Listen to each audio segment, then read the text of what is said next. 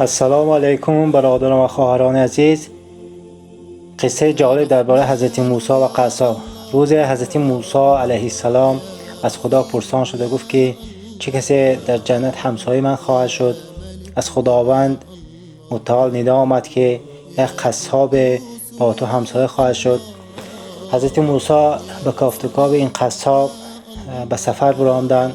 در یکی از شهرها در دکان این قصاب پیدا کردند و از دور این قصاب را نظارت کردند، یعنی مشاهده کردند آیا یگان کار غیر عادی دارد که مثال سبب جنت شدن این قصاب از سبب همسایه شدن با حضرت موسی علیه السلام است، اما یگان کار صالحانه، کار غیر عادی نداشت. همه کارهایش مثل آدم عادی بود.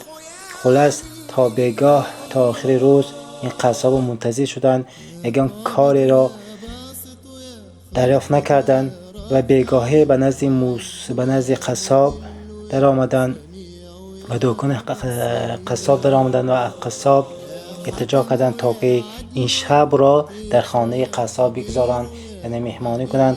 قصاب راضی شد. هر دو تن رفتن به خانه قصاب.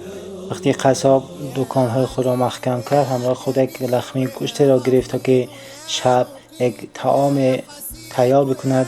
هر دو رفتن به خانه. وقتی به خانه رسیدند، قصاب در حال گوشت آورده خود را طعام آماده کرد، یعنی اوژن تیار کرد و موسی را به تنهایی به خوراک شام دعوت کرد. گفت که اگر شما خواهید که یک جا بخوریم، شما را میباید که مرا انتظار شوید. برای همین حضرت موسی را به تنهایی به اوژن دعوت کرد، اما حضرت موسی گفتند من شما را انتظار میشم، یعنی که شما میتونید که کارهایتان کنید.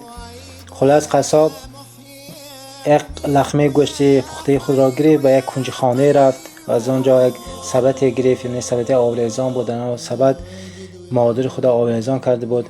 وقتی سبد را گرفت که در درون سبد یک پیرزن بسیار فرتوت و بیجان، یعنی بسیار فرتوت ضعیف ایستاده است، و زن را مهربانی کرد، طعام داد. وقتی که قصاب به آن زن، یعنی به مادر خود طعام میداد، لبهای آن زن میجنبید، میخواد چیزی را بگوید.